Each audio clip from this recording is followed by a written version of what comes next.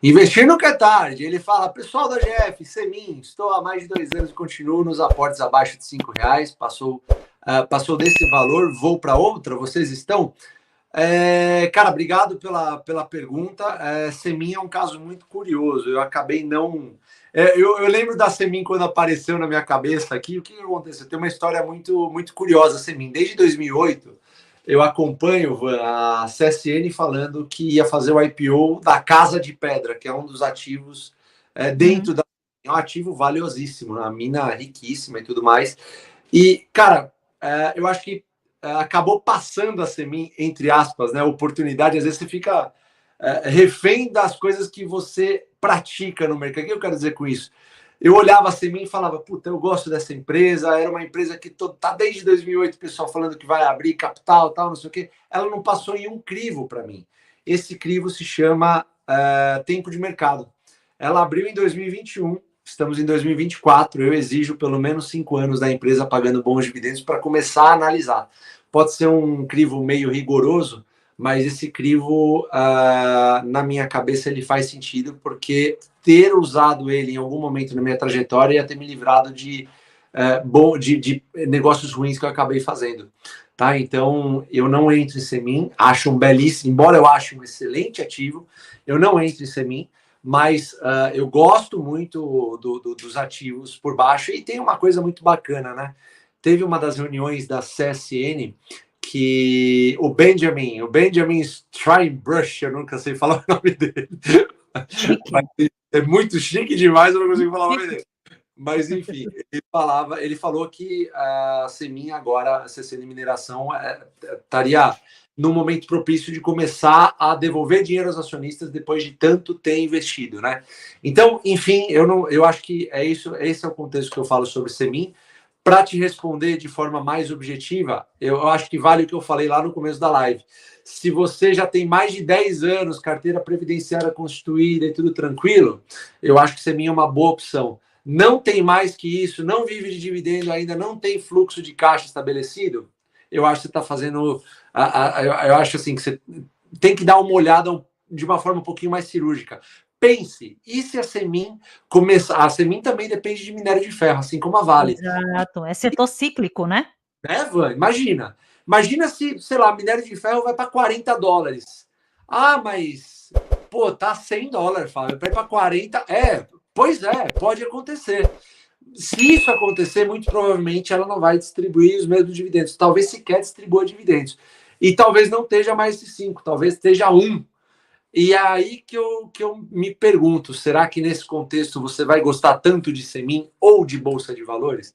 É por isso que a gente fica tanto receoso em. Eu não gosto. Van, vou ser sincero, quando eu comprei Vale e postei os motivos, E o foi um Brasil textão, foi um textão. foi um puta num texto, mas eu fiquei com medo, porque eu não sei se a galera lê aquele texto, entendeu? O cara fala, pô, ele comprou Vale, vou comprar Vale também. Isso é um erro violento.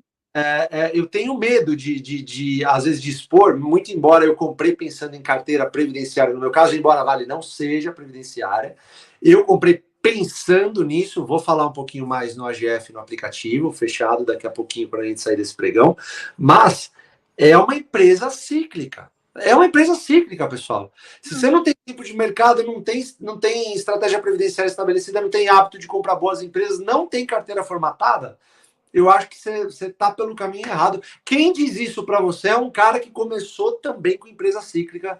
No meu caso, foi Eternity, Unipar, foram empresas que eu coloquei. E coloquei assim, não tivesse o Barsi me ajudando lá, eu teria desistido de mercado de capitais, tá? Então, quem está falando isso para você é alguém que sofreu com isso. Então, eu acho que eu posso falar de coração aberto aqui. Mas também não estou falando, Van, pro cara vender, tá? Comprou, deixa lá e porra, não tem esses 10 anos, não vive dividendo, começa a dar uma focada mais em setores verdes. Acho que a pegada é essa, Van. Tem outra aqui que, aproveitando que eles estão colocando, com relação a Paranapanema. Sabe boa noite, Andréa. Sabe um ponto que eu acho muito importante para que vocês olhem, pegando o gancho do que o Fábio Baroni está falando, a questão de vocês olharem não só o setor, e isso tem no curso aqui do AGF, né, que é o setor BEST, mas que vocês aprendam o básico. Primeiro, qual o risco que esse setor está inserido e, principalmente, Quando a gente fala aí, por exemplo, da Paranapanema, caiu muito. Essa empresa está em recuperação judicial ou não? O que é que essa empresa vende? O que é que ela faz? O que é que ela entregou de balanço a cada 3 meses? O que é que ela vem entregando? Está no prejuízo? Está no lucro? Então, nunca olhe, Andréa, só a cotação. Você tem que olhar exatamente e entender o contexto que envolve esse negócio, essa empresa. Toda vez, isso é uma coisa que o Bassi fala muito, Fábio, todo mundo aqui do AGF, você está sendo parceiro de uma empresa, está investindo em um negócio. Então, nunca olhe só cotação. Ah, a cotação lá da Paranapanema está super barato. Mas está barato por quê? Né? O barato, às vezes, pode ser mais caro. Está R$ 2,05, mas por que caiu? Por que essa empresa vem sofrendo um pouco mais no mercado? Então, eu não tenho olhado nada de Paranapanema, não tenho investimento em nada de Paranapanema, mas acompanho um pouco só também, né, Fábio? Notícias, uma coisa ou outra quando sai, mas não tenho na carteira. Eu acho que o Fábio também não, né? Não, mas já tive e foi um erro. Foi um erro meu, um erro onde eu fui visitar a empresa, por isso que eu não gosto de visitar a empresa. Isso foi em 2016, se eu não me engano. Também fiquei muito empolgado, porque acho que o Barça comprou bastante, enfim. Mas, como eu disse, o Barça é o Pelé, eu não sou, eu fui visitar e não deveria. Não gosto de visitar. O Fábio sempre fala, o Fábio adora visitar, ele gosta das empresas e tudo, mas o Fábio diz que quando vai, ele fica muito empolgado, é um perigo. É um perigo, Van, porque você vai lá, os caras vão te apresentar só coisa boa. Eu não gosto de visitar a empresa, assumidamente já falo isso e já fui visitar várias, não gosto, não é para mim. Toda vez que eu visitei, acabei fazendo porcaria, acabei saindo do meu escopo lá, então não faz sentido para mim. Você provavelmente está falando de Paranapanema porque caiu bastante, mas e aí? Ela pode agrupar e pode continuar caindo eternamente até virar zero. Não é o que eu acredito que vai acontecer, mas eu acho que está te chamando a atenção porque caiu muito. Isso não tem fundamento por trás, isso não tem estratégia por trás. Pessoal, quando eu falo para vocês, eu torço para que todas as minhas ações caiam 50% ou mais. Eu já vi isso acontecer e existe uma estratégia por trás. Existe uma metodologia por trás. Não é simplesmente, caiu, beleza, agora. Não. Isso já aconteceu, crise de 2008, 2013, 2016, agora a pandemia, agora, né? Já passou, sei lá quantos anos, graças a Deus. Não, graças a Deus, quero voltar para a época, não, pelo amor de Deus.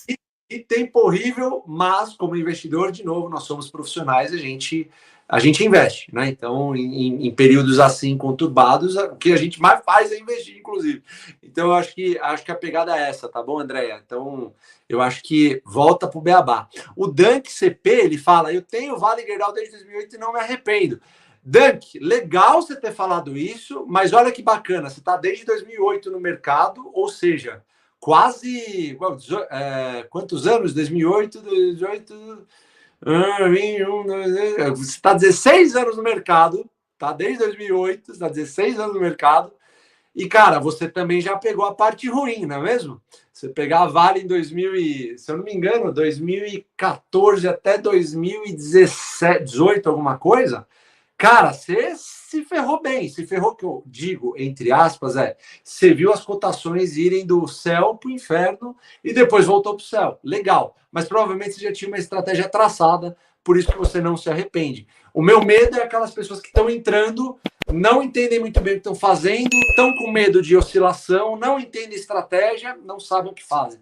Tá? Então, acho que é isso. Mas obrigado pela contribuição, irmão. Vai lá, Van, pega uma lá. Eu achei legal essa do Paulo Jorge, ele perguntando se o Fábio, após decidir o preço teto, se ele ainda coloca algum desconto, alguma margem de 10% em cima desse preço, ou algo nesse sentido. Eu ponho geralmente entre 10% e 15% em cima do meu preço teto, tá? Então, em cima da minha análise, e minha análise não envolve apenas contexto do mercado, envolve histórico, né? Eu sempre vou colocar histórico da empresa eu vou falar um pouco mais sobre Vale lá no aplicativo, quando a gente for para lá na live fechada, mas sempre vai envolver um histórico. Nunca vou fazer um preço teto baseado no mercado que ele está falando, não, Van. Na verdade, eu acho que quase nunca em cima do mercado.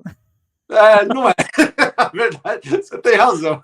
Quase Luca, pelo que eu entendo, quase Luca. É sempre em cima do que Ele literalmente ele está vendo de mercado e na análise que ele está Não, mas fazendo. tá certa, Van. Você me adivinhou aí, você sabe.